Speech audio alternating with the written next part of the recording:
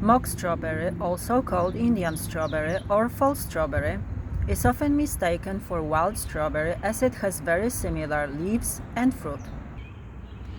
Mock strawberry, however, has yellow flowers, unlike wild strawberries, which have white flowers. Mock strawberry is also edible, but much less flavorful than wild strawberries.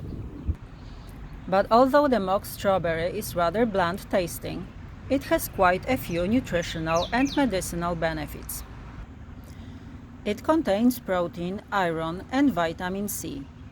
The fruit, flowers, and leaves are edible, and the leaves can also be crushed and applied externally as poultice for boils and abscesses. And tea from the leaves can be used for laryngitis or tonsillitis due to its antiseptic properties. The leaves poultice is also purifying and used for snake and insect bites. An infusion of its flowers has traditionally been used to activate blood circulation. Mock strawberry also has fever-reducing qualities and is used in the treatment of swelling.